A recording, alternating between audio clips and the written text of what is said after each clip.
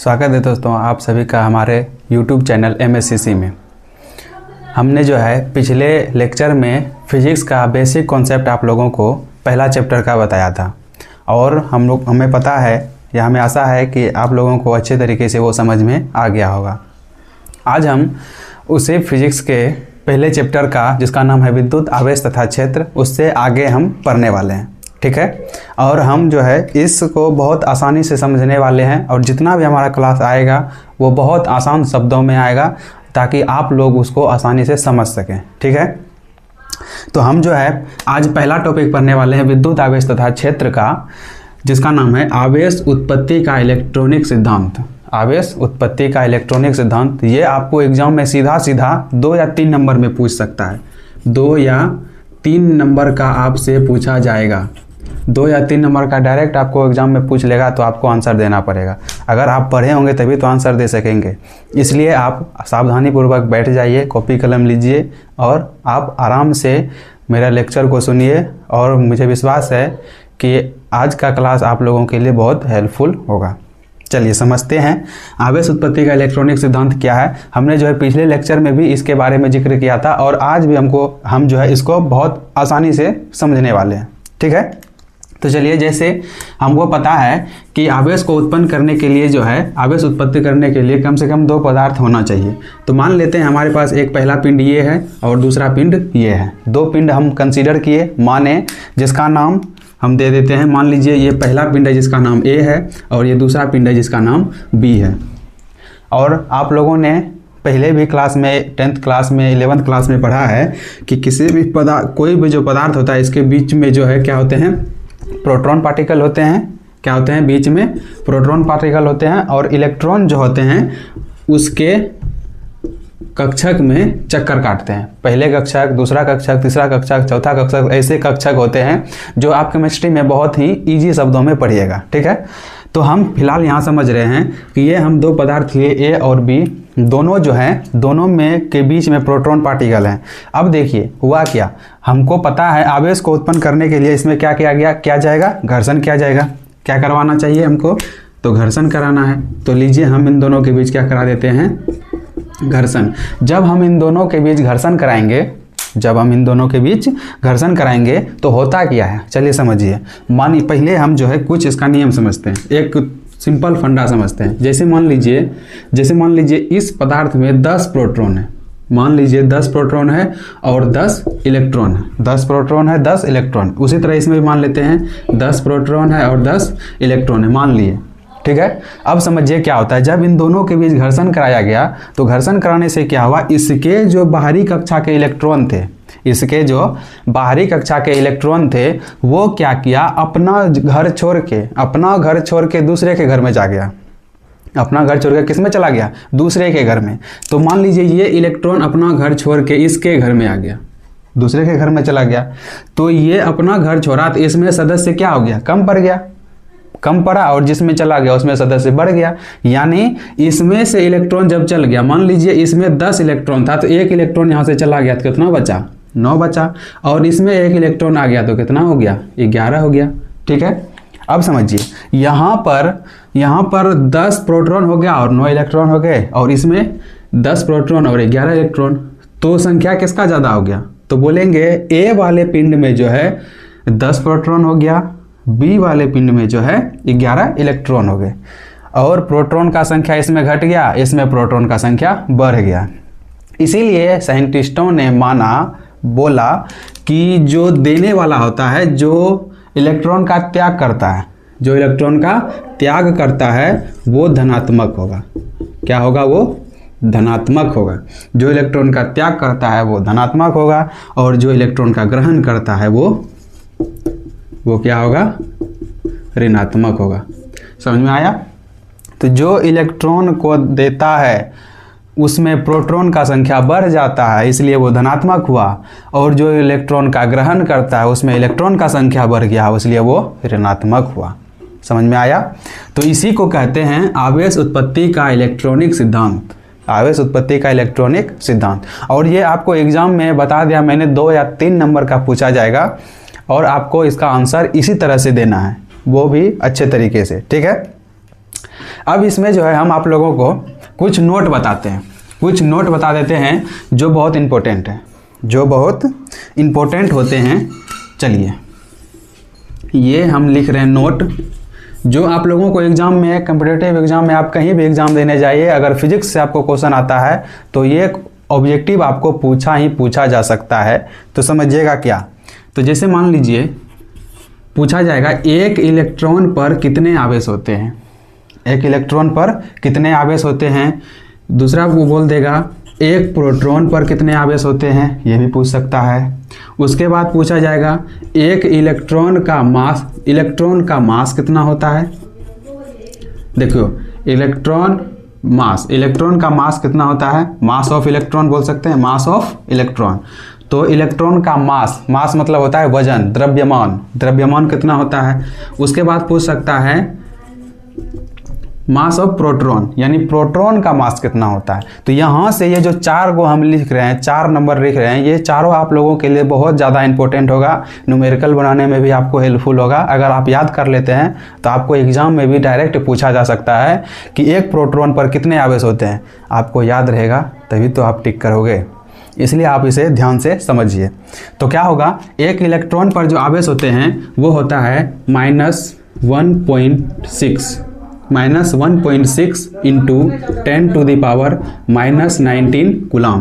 क्या होता है 1.6 इंटू 10⁻⁻19 कूलम, वो भी ऋण में। लेकिन एक बात आप याद रखिएगा, जब भी हम न्यूमेरिकल में इस नंबर को यूज़ करेंगे वहाँ पर हम इसके चिन्ह को नहीं लेंगे, उसके चिन्ह को नहीं, ये माइनस है तो माइनस का चिन्ह नहीं लेना। उसी तरह प्रोटॉन का मान बोलेगा तो प्रोटॉन धनात्मक होता है तो इसलिए इसको लेते हैं प्लस, तो हो जाएगा 1.6 इंटू 10⁻⁻19 कूलम। ठीक है, दोनों पर आवेश का मान समान होता है लेकिन चिन्ह अलग अलग होता है। तो इलेक्ट्रॉन पर नेगेटिव होता है और प्रोटॉन पर पॉजिटिव होता है। ठीक है, अब आगे चलते हैं इलेक्ट्रॉन का मास पर। इलेक्ट्रॉन का मास क्या होता है। तो इलेक्ट्रॉन का जो मास होता है वो होता है 9.1 इंटू 10⁻31 kg। क्या होता है 9.1 इंटू 10⁻31 kg। ठीक है, और उसके बाद प्रोटॉन का जो मास होता है वो होता है 1.67 इंटू 10⁻⁻27 kg।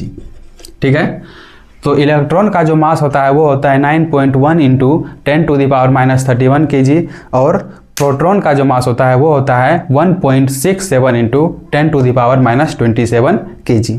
तो आप लोगों को इतना जो लिखाया मैंने ये बहुत ज़्यादा इम्पोर्टेंट है, ये जो है बहुत ज़्यादा इंपॉर्टेंट है। आपको न्यूमेरिकल से लेके आपको कम्पिटिटिव एग्ज़ाम तक में जो है पूछा जा सकता है, कहीं भी आपको पूछा जा सकता है, तो ये नंबर आपको याद रहना चाहिए। ठीक है, तो आज हम अभी जो हम पढ़े ये टॉपिक हमारा आवेश उत्पत्ति का इलेक्ट्रॉनिक सिद्धांत था, आप लोगों ने बहुत अच्छे से समझ लिया। अब चलते हैं अगले टॉपिक में।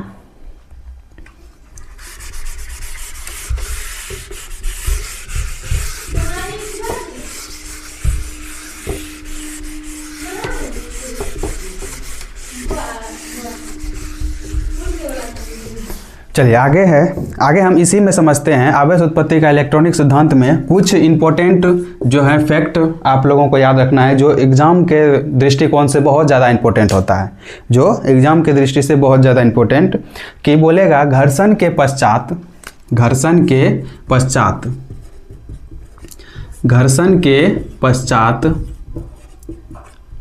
धन आवेशित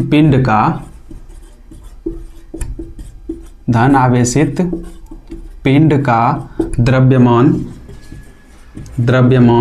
ऋण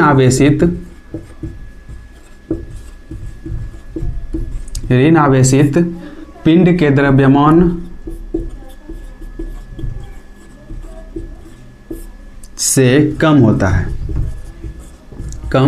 ये फैक्ट है, आप याद कीजिएगा, ये फैक्ट है। फैक्ट क्या है, तो घर्षण के पश्चात धन आवेशित जो पिंड होते हैं, धन आवेशित जो पिंड होते हैं उसका द्रव्यमान ऋण आवेशित पिंड के द्रव्यमान से क्या होता है, कम होता है। क्यों कम होता है? क्योंकि धन आवेशित पिंड जो होते हैं वो इलेक्ट्रॉन का त्याग करते हैं तो उसमें वजन क्या हो जाता है, कम हो जाता है। और ऋण आवेशित इलेक्ट्रॉन ग्रहण करता है तो उसमें वजन क्या होता है, बढ़ जाता है। इसलिए याद रखना है, घर्षण के पश्चात धन आवेशित पिंड का द्रव्यमान जो होता है ऋण आवेशित पिंड के द्रव्यमान से कम होता है। ऑब्जेक्टिव में कैसे पूछेगा, पूछा जाएगा घर्षण के पश्चात धन आवेशित पिंड का द्रव्यमान, ऑप्शन बढ़ जाता है, घट जाता है, शून्य हो जाता है, कोई उदासीन हो जाता है। तो याद रखना है क्या हो जाता है, कम हो जाता है या घट जाता है। उसके बाद और एक है घर्षण के पश्चात दोनों पिंडों में उत्पन्न आवेश, ध्यान दीजिए, घर्षण के पश्चात दोनों पिंडों में उत्पन्न आवेश का अनुपात पूछा जाएगा।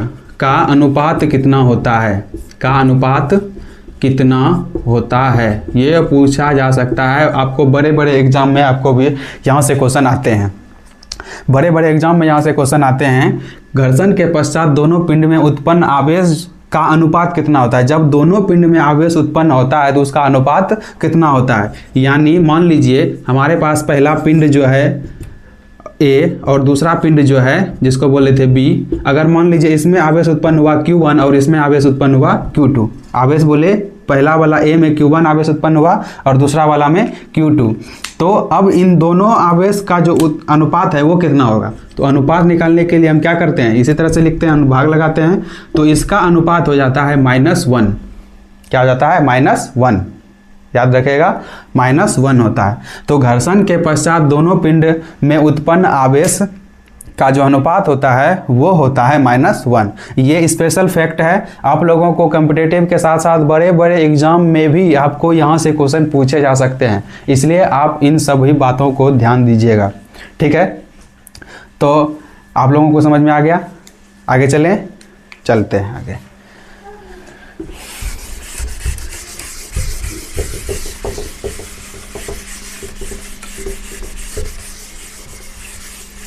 चलिए आगे है हमारा प्रेरण द्वारा आवेशन। आगे हम समझेंगे अब प्रेरण द्वारा आवेशन। प्रेरण द्वारा आवेशन, प्रेरण द्वारा आवेशन क्या होता है। प्रेरण पहले समझिए क्या होता है। प्रेरण मतलब प्रेरणा लेना, प्रेरण मतलब प्रेरणा लेना। जिस तरह मनुष्य जो है किसी को देख के, किसी दूसरे आदमी को देख के उससे प्रेरित होता है, उससे सीख लेता है, उसी तरह भौतिक पदार्थ भी जो है एक दूसरे का क्या लेता है, गुण लेता है, उसी को बोलेंगे प्रेरण। तो प्रेरण द्वारा आवेशन हम समझेंगे क्या होता है। जैसे मान लीजिए हमारे पास एक पिंड है ये, और हम इसको प्लस चार्ज दे देते हैं। मान लीजिए हम इसको आवेशित किए, धन दे दिए, धन आवेशित इसको कर दिए, ये मान लीजिए ए पिंड है। और एक दूसरा हम पिंड लेते हैं, एक दूसरा पिंड लिए ये, जिसको हम आवेशित नहीं किए, सिर्फ पहले वाले को आवेशित किए, दूसरे वाले को आवेशित नहीं किए। जब इसको इसके साथ लाया जाता है, जब ए पिंड के पास बी पिंड को लाया जाता है, पास लाया जाता है, क्या किया जाता है, जब पास लाया जाता है तो क्या होता है। तो जैसे हम जानते हैं जब हमारा नया मित्र बनता है, नया दोस्त बनता है, तो जो गुण उसमें होता है उसके गुणों को हम अपनाने का कोशिश करते हैं। उसी तरह प्रेरण द्वारा आवेशन में क्या होता है, तो जो गुण ए में है वही गुण अपनाने का कोशिश करेगा कौन, बी, लेकिन थोड़ा सा अलग, थोड़ा सा विपरीत। जहाँ पर जो गुण अपनाता है वो क्या होता है, थोड़ा सा विपरीत अपनाता है। विपरीत मतलब उल्टा। अगर ये धन है तो ये जो गुण लेगा कैसा लेगा, ऋण वाला।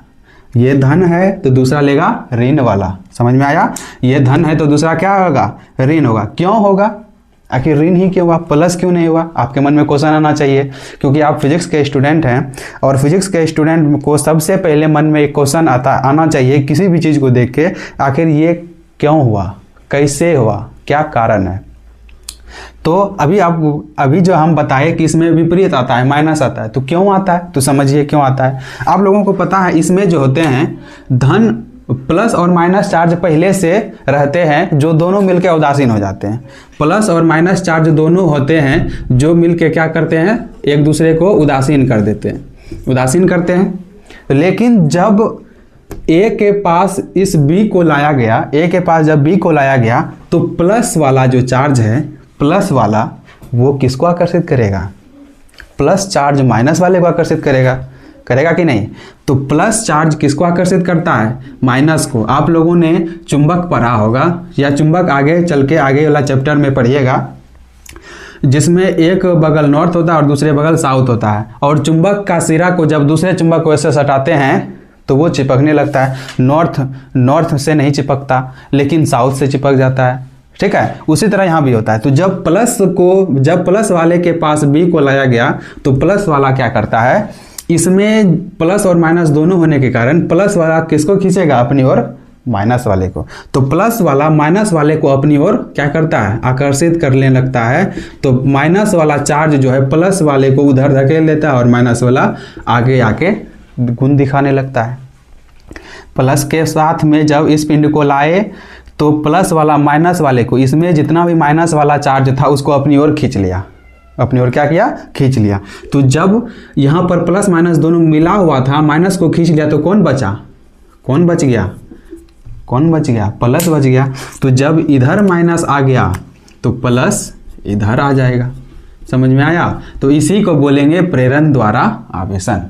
जब एक पदार्थ के पास दूसरे पदार्थ को, जब एक आवेशित पदार्थ, परिभाषा भी यहीं से बोल सकते हैं, दो पदार्थों में से जब एक पदार्थ को आवेशित किया जाता है और दूसरे पदार्थ को उसके निकट लाया जाता है तो वो पदार्थ भी आवेशित हो जाता है। तो वो पदार्थ भी क्या होते हैं, आवेशित हो जाते हैं, लेकिन उसके विपरीत आवेशित होते हैं। अगर ए वाला पिंड प्लस है तो बी वाले पिंड में जो उत्पन्न होगा वो एक बगल माइनस होगा और दूसरे बगल प्लस होगा। क्यों, क्योंकि प्लस वाला इस माइनस को खींचा, ठीक है। अब किसी के मन में आया प्लस ही क्यों लिए, माइनस क्यों नहीं लिए, कोई दिक्कत नहीं। हम जब इसको माइनस करेंगे तो माइनस वाला प्लस वाले को इधर खींच लेगा, माइनस वाला उधर चला जाएगा, समझ में आ गया। चलिए, तो इसी को बोलते हैं प्रेरण द्वारा आवेशन। प्रेरणा लिया, दूसरे पहले पदार्थ को देखकर दूसरे पदार्थ ने उससे प्रेरणा लिया और उसमें भी आवेश उत्पन्न हो गया। क्लियर है। चलिए चलते हैं आगे। अब इसी में से क्वेश्चन आता है और ऑब्जेक्टिव भी पूछा जाता है। ऑब्जेक्टिव इंपॉर्टेंट फैक्ट, यहाँ पर फैक्ट हम आप लोगों को बताते चलेंगे कि कैसा कैसा ऑब्जेक्टिव आपको एग्जाम में पूछे जा सकते हैं, कैसे कैसे ऑब्जेक्टिव आपको इससे भी ऊपर लेवल के पूछे जा सकते हैं। तो समझिए, बोलते हैं कि जब गुब्बारे को आवेशित किया जाता है, आवेशित किया जाता है तो उसकी त्रिज्या,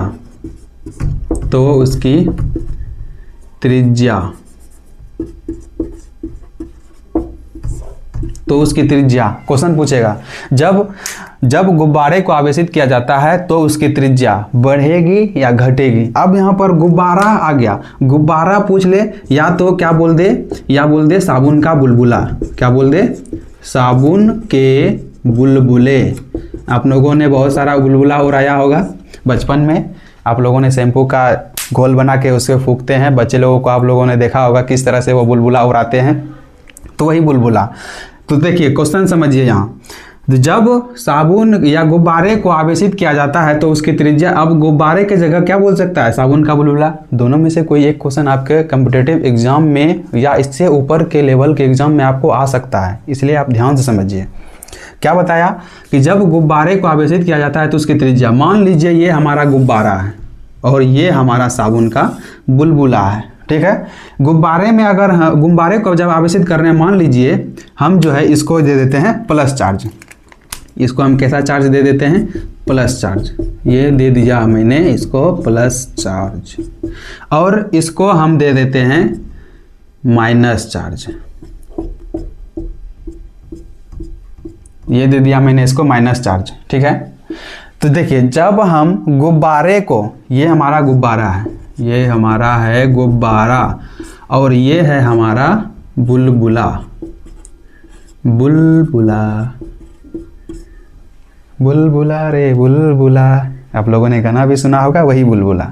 चलिए, तो ये जब गुब्बारे को आवेशित किया जाता है तो पूछा जाएगा इसकी त्रिज्या बढ़ती है या घटती है। जब साबुन के बुलबुले को आवेशित किया जाता है तो उसकी त्रिज्या बढ़ती है या घटती है। तो चलिए समझते हैं, बढ़ेगा या घटेगा, तो समझिए। देखिए, जब गुब्बारे को आवेशित किया गया, जब प्लस चार्ज दिया गया, तो समझिए प्लस और प्लस क्या होते हैं। प्लस जो है प्लस को प्रतिकर्षित करता है, क्या करता है, प्रतिकर्षित। और प्लस और माइनस को क्या करता है, आकर्षित करता है। उसी तरह माइनस माइनस को प्रतिकर्षित करेगा। तो ये प्लस इस प्लस को क्या करेगा, दूर धकेलेगा। ये प्लस इस प्लस को दूर धकेलेगा। उसी तरह ये प्लस इसको दूर धकेलेगा, इसको दूर धकेलेगा। तो ये जो गुब्बारा फूला हुआ है उसका त्रिज्या क्या होने लगेगा, धीरे धीरे बढ़ेगा। त्रिज्या क्या होगी, बढ़ेगी। तो क्वेश्चन पूछेगा जब गुब्बारे को आवेशित किया जाता है तो उसकी त्रिज्या क्या होगी, तो क्या होगा, बढ़ेगा।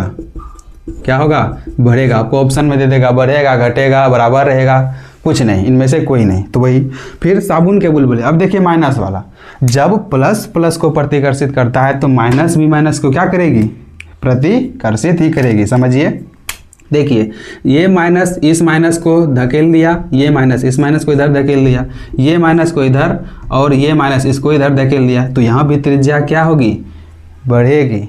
यानी साबुन का जो बुलबुला होगा, सर्फ शैम्पू का जो बुलबुला होता है उसका त्रिज्या क्या होने लगेगा, बढ़ेगा। समझ में आया। तो ये क्वेश्चन जो आपको बोर्ड एग्जाम में, कॉम्पिटिटिव एग्जाम में, किसी भी एग्जाम में आपको आसानी से पूछ सकता है। ठीक है, तो आप लोगों प्रेरण द्वारा आवेशन बताया और ये 2 स्पेशल फैक्ट बताया। समझ में आ गया आप लोगों को। आगे चलें, कितना टाइम हुआ, 21। तो आज तक जो है हम यहीं तक पढ़ेंगे। और कैसा लगा क्लास आप लोगों को, अगर अच्छा लगा तो एक लाइक देके भेजिए, कमेंट कीजिए, सब्सक्राइब कीजिए, और ताकि हम और आपसे मोटिव हो सकें और आपके लिए और अच्छे से वीडियो बना सकें। धन्यवाद।